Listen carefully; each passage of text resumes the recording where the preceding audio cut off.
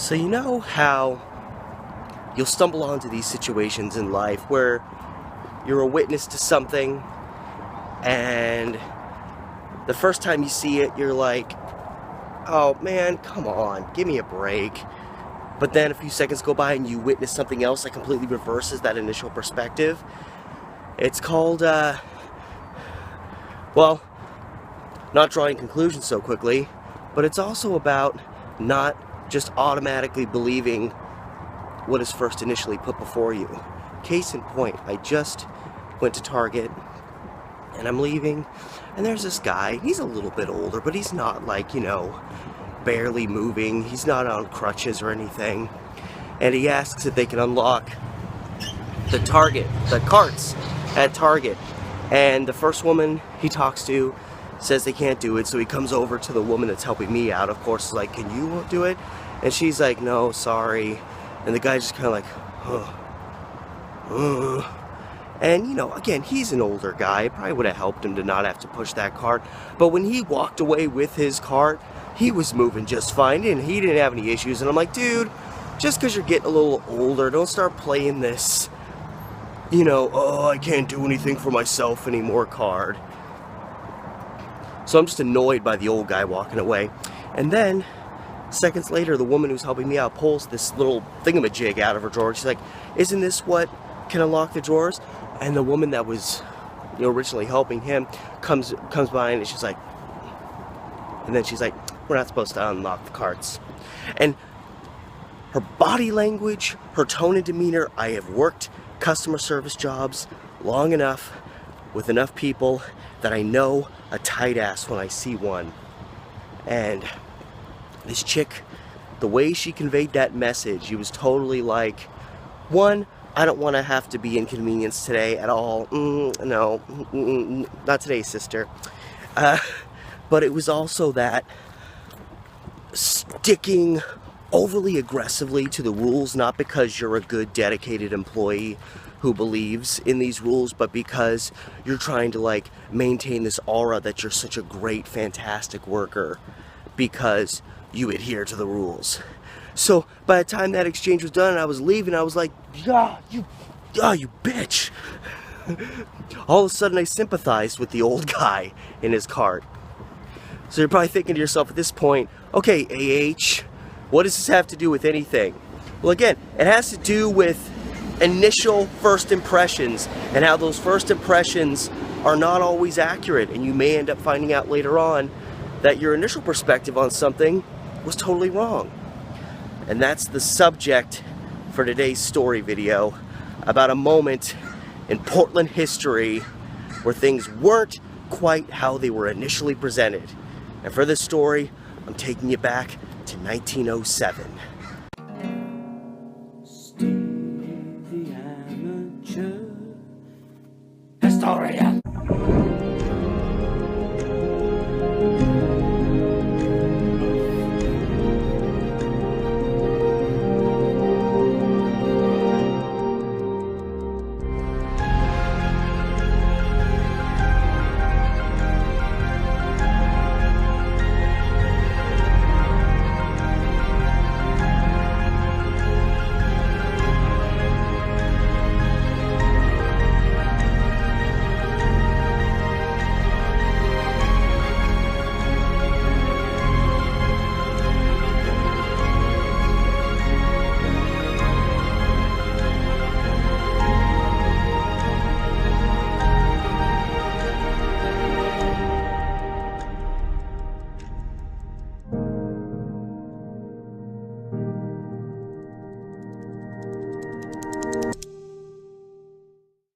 Alright, well, hopefully that little intro captured your attention, piqued your interest, brought you down into your seats to hear this interesting story, which is about not just not presuming you know everything just because you have the general details or part of the story, but beyond that, this delves into the real differences, the real cultural differences between how people in America, and in this case Portland, thought, 100 years ago compared to how they think now.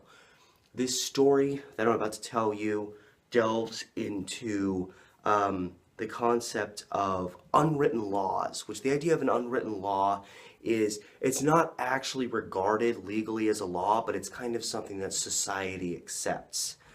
And within this concept of unwritten laws is the idea of justifiable vengeance or justifiable revenge, honor killing, which gets at the core of the idea of if somebody does something really horrible to someone, something that is just unforgivable, and somebody else, likely somebody close to that person who was wronged, takes out vengeance, sometimes to the point of killing that other person, that not only was in certain regards socially acceptable, but it was admired and revered in certain circumstances. You were wiping this blight of a human being off the face of the earth. And that was a real thing.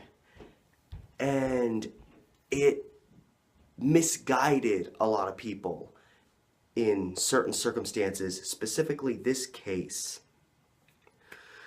It all starts December 18th, 1906. On a side note, 99 years to the day before my first real serious car accident. December 18th, 2006, just for your information. But for the sake of our story and what actually matters here, it's a week before Christmas, 1907.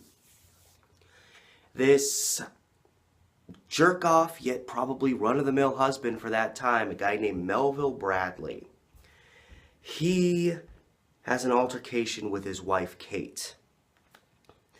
That altercation, whatever it resulted from, she didn't have dinner on the table fast enough. He was just drinking, and drinking makes guys pissed.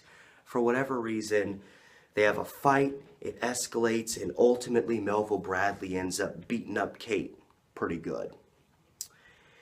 He takes off, he heads down to a bar in the Albina area because apparently he needs to drink more at this point. And wind of this story gets to Kate's brother, a guy named Joseph Sievener. I'm assuming I'm pronouncing the guy's last name right. And he's pissed. His sister's just gotten the crap beaten out of her by her low-life, jerk-off husband. So he's going to take some action. And he shows up outside of the bar that he hears Melville ran off to after he beat up his wife. But Sievener doesn't show up alone. He shows up with his buddy John Gittings. John Gittings is a Portland police officer. So Joseph Sievener ain't messing around. He shows up outside and he's not only going to square off with Melville Bradley, but he's brought an officer of the law, an extra gun, if you will. I don't know if Gittings was on the clock when this happened, but who cares, you know? Just a Portland police officer heading down to a bar to scare up a wife beater. You know, what's wrong with that? Honestly, what is? And so they've cornered the place, and Sievener calls Melville Bradley out. Hey, get out here. And that's when all hell breaks loose, is when Melville Bradley complies and steps outside. And as the story goes, the wife beater Bradley steps outside. Sievener, the moment he steps out, boom, clocks him right in the face. So immediately, you know, Bradley sees this is a fight. Bradley stumbles back but pulls a gun. Fires a shot. He's probably off balance and a little dazed from getting punched. Fires one shot at Sievener and misses him. Sievener crouches to the ground like, oh shit. Gittings, you know, obviously sees Bradley's pulled a gun. He pulls his gun. Sievener hits the ground. Bradley turns and sees Gittings there pulling a gun, and they both start firing at each other. And like a classic old school, you know, turn of the century police officer, Gittings gets off like 5 shots, doesn't hit Bradley with any of them. But Bradley fires back, manages to hit Gittings. Gittings falls to the ground, and Bradley, understandably, takes a run for it. And so while Bradley flees town, and for a while nobody knows what happened to him, and he's kind of just deemed this guy that got away with it, he would ultimately be captured in 1909 over in Idaho, brought back, and charged for his crimes. So that's the, quick ending to this whole story. Was Bradley was brought to justice, but the focus of this story is not about Melville Bradley, but it's about everyone else involved in this case. Societally speaking, this was considered at least not necessarily an honored killing, although it may have gotten to that point with John Gittings showing up with his gun. But this was at least some honor vengeance. They were going to take Melville Bradley out in front of that saloon, and they were going to beat the crap out of him and say, hit my sister again, and it ain't going to end this well for you. While, Melville Bradley's on the ground, picking his teeth up and cleaning the blood off his face. So Gittings is regarded as a hero officer dying for a just cause. And Joseph Sievener is heralded a hero for trying to help his sister, who is in the throes of this obviously abusive marriage. And then you have the poor widow, Kate Bradley, who's, dealt with this abuse, and now she's on her own. She's widowed. And I guess it's tragic that now she no longer has a husband there to beat her up, I guess. But beyond that, there's also the wife and kids of John Gittings, who he was their sole breadwinner. And now he's gone and they have no source of income. So, everybody is either heralded a hero or deemed people who have suffered a horrible tragedy who need the community to rally around them to keep their spirits up and to keep life going for them in the light of this tragedy. They're all victims, and Melville Bradley's the only scumbag in this case. That's the initial story. That's the elements that everyone saw out of the gate, and it seemed case closed. Melville Bradley bad, everyone else good. However, that narrative started to fall apart very quickly. It all begins to fall apart when the funeral procession is had for fallen hero Portland police officer John H. Gittings. And the funeral procession is made leading to the place where he's going to be buried, as you do. And shortly after the funeral procession had started, Kate Bradley, the beaten wife of Melville Bradley, the woman who Gittings went with her brother to confront Melville Bradley over, she shows up with her sister, Aggie, I think that's how it's pronounced, Aggie Vanders, and they are both an emotional wreck. And they're like, oh my God, are we too late for the funeral procession? Are we too late? And they're told, yes, they're already, at the cemetery burying him. So these two women run like the wind, and they get there, just in time for the actual burial process is happening. And let me tell you, these women go absolutely berserk. They are wailing and crying, and they're literally stealing the attention. They are completely distracting from the matter at hand. And it's really disgusting. They're making this big emotional scene and distracting everybody and just wailing at this somber occasion, presumably. And, John Gittings' wife, the widow, and his children, they don't have support anymore. They're watching their father be buried, and they're sitting over here just like, and it's really bizarre. You're like, what's the big deal? Why are you so... okay, I can understand Kate Bradley being saddened by it. This guy was trying to come help her in her, at least time of need by, I guess, beating her husband up. But what's with the emotional train wreck? Well, it's found out, first of all, Aggie Vanders, Kate Bradley's sister, who's there crying with her at the burial of John Gittings, she actually lived next door to him. They were neighbors. And a lot of stuff starts coming out. It's known that Vanders showed up at the funeral home where Gittings was being kept before the funeral procession. She showed up like several times, and each time she just collapsed over the casket and just started crying her eyes out. And it was just this insane, dramatic freak show. And it gets learned, again, their next door neighbors, it starts coming out that Gittings had actually been spending a lot of time at her place. So you do 2 plus 2, and it comes out that Gittings has been sleeping around on his wife with the sister of the woman that he came to the defense to with her brother to beat up her husband. I think that's how it all comes together.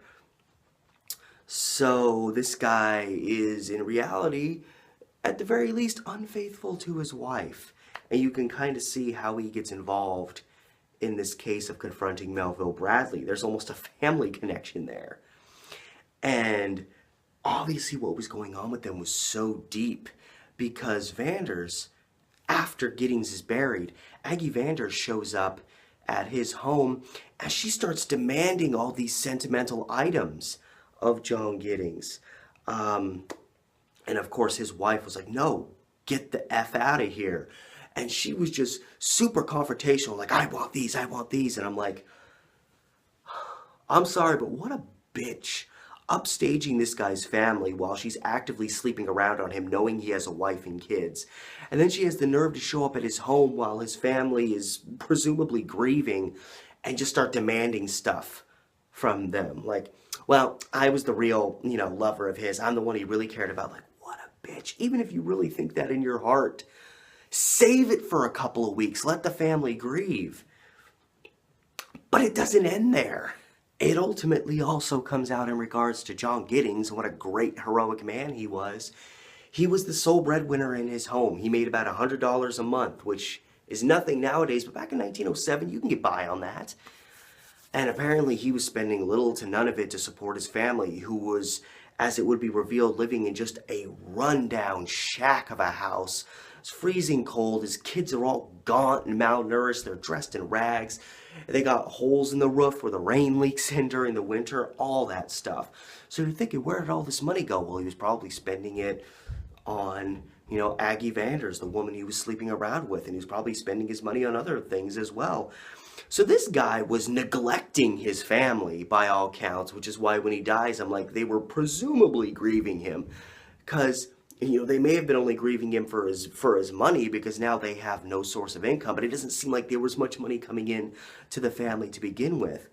So we now find out that John Gittings is this philandering, jerk-off who's neglecting his family. So in death, we find out that John Gittings is himself a douchebag, is what really gets down to it. But it doesn't end there. It also comes out that Melville Bradley discovers that John Gittings has been sleeping with his wife too. So he's sleeping with Aggie Vanders and Kate Bradley. He's sleeping with 2 different sisters. Seriously. So this puts a whole new spin on this little shootout that happens in December of 1907, because now not only do you have John Gittings reporting to the scene for an encounter with the abusive husband of the guy that he's with, Joseph Sievener's sister, he's also showing up as the guy who's probably just as pissed as the brother, because he's confronting the abusive husband of another woman he's sleeping with. And it puts a new spin on it when you think that Joseph Sievener shows up with John Gittings, calls Melville Bradley outside. Melville Bradley steps out and, pulls a gun, fires a shot on Sievener, but then when he sees Gittings there, he turns and unloads on him. If he had this foreknowledge that John Gittings is sleeping around with his wife, and it's obvious that his wife's brother is showing up to confront him over this abuse, what reason does Melville Bradley have to not believe that John Gittings, an officer of the law, an armed officer of the law, who's sleeping with his wife, who might be a little bit pissed that he's beating her, is not going to be a possible threat to his life. So I think Melville Bradley saw Gittings and thought, he's going to shoot me or I'm going to shoot him. And the shootout occurred, and Gittings ends up being the one that gets gunned down. So John Gittings is not just fooling around with one woman, but it appears he's a serial philanderer, and he was probably sleeping with more women than just these two sisters. And, you know, the Portland Police Department, they do their best. They come to the aid of Gittings's, you know, tawdry, poverty-ridden family, and they start helping them financially each month, and they get them moved into a better home, and things seem to start getting better for the family. But by 1909, it's not even 2 years after John Gittings is killed, once again the family is living in poverty, and they're reaching out for handouts and aid. And ultimately, John Gittings' wife, I think, would be committed to a mental hospital, and her kids would be taken away from her. So, because she was deemed to be an unfit mother. And it actually said in a source that I read that she was sent to, as I read, the county poorhouse was one possible place, which they may be referencing the site where the Edgefield McMinimans is located in Troutdale, which is deemed to be very haunted, but that used to be the poorhouse. Or the home for feeble-minded persons, they think might have also been a place that she would have been sent to, which was the Fairview Training Center in Salem, Oregon, which I've already discussed on my channel a few times. I've visited one of the sites there, and I do another video on my channel about a girl named Janie Landers, who also was a resident of Fairview, who disappeared and was murdered in 1979. So it'd be very interesting if John Gittings' wife ended up at this infamous home for people with mental deficiencies, where people were horribly treated, and Lord only knows how bad it got, and Lord only knows how haunted those grounds are today. But anyway, that's essentially what happened with John Gittings' family. So we know what a douche John Gittings was. Well, what about Joseph Sievener, the brother? He's a hero, right? Well, it turns out he's also kind of a petty criminal, and he's busted the following year for forging checks. So he's hardly the hero that they wanted to paint him as. In fact, he was probably just an aggressive criminal type who got pissed that someone in his family got messed with, and he wanted revenge. It wasn't for the honor of it all. It was just, you mess with somebody in my family, screw you, step on outside, we're going to fight. You know, typical run-of-the-mill guy. Step outside, we're going to fight, bruh. Only in a 1907 connotation. And finally, what came of Kate Bradley, the innocent victim, abused wife who, on the side, was cheating on her husband, but cheating on him with a Portland police officer? You'd think, you know, if that information came to Bradley, he'd be a little bit more inclined to not beat his wife, but apparently this guy was not the sharpest knife in the block. I know that's not the term, but anyway. So with Melville Bradley splitting town, Kate's just kind of on her own. Her husband just kind of wanders off. She gets married again the following year, but is ultimately picked up for street walking, which is kind of an older-timey term for she was a prostitute. You know, maybe her new marriage wasn't that great. Maybe he wasn't a great breadwinner. Maybe she needed to make some money on the side.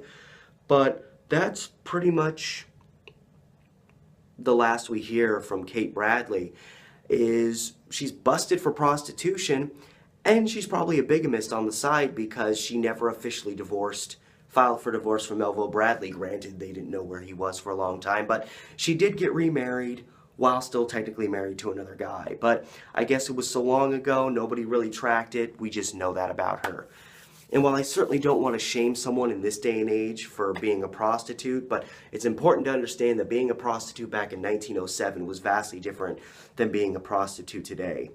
In both cases, the dangers are still there, but back then, you know, nowadays, some women go into prostitution because, you know, it's hard to support yourself these days. And, you know, if the places aren't hiring and whatnot, you know, it can be a method of making money that you choose to do, but it can also be an almost necessary act of desperation to make money. There's a lot of, single parents that end up going into prostitution because they can't find another job, or they can't find a job that supports them enough to support them and their child, and that ends up happening sometimes. But that was not quite the case with Kate Bradley. It seems like she just got sucked into the prostitution game and got picked up while walking the streets just looking for a job. I don't know the circumstances surrounding it, but all we know is when all is said and done, Kate Bradley is bigamist and a prostitute, which, hardly makes her a killer. It hardly makes her a John Gittings, but it's the essence of the whole story that when all is said and done, when the story first broke, Melville Bradley was the one and only person of questionable morals, really, in this case, even though some guys showed up to rough him up. But you find out when all is said and done, not only is Melville Bradley a scumbag, everybody else in this story, there's not a single person in this story, even Aggie Vanders, who I didn't really find any information about her aftermath, but it is known that she was sleeping around with a married man and being quite the bitch in the aftermath towards his family. There's not a single person in this story that really has redeemable qualities. It's insane. And in the end, you find out there was a lot more to the complete story and a lot more to these people involved in the story than what met the eye. And that, my friends, is a story about unwritten law in another time in Portland, Oregon, and about not presuming with a portion of the evidence and with presumptions about what you see and what makes sense, that you've got the full story, that you really know who is and isn't a son of a bitch in a given situation. That's what's to be taken away from this story. When a story breaks, don't assume you're getting all the information. And that being said, my viewers, thanks again for watching. If you made it to the end, an extra special thank you. And you know what to do after this. If you like me, you want to help me out, remember to like, share, subscribe, and hit up my Patreon if you want to give me a little bit of financial help. The link is in the description with the video. I don't know what this dance is all about.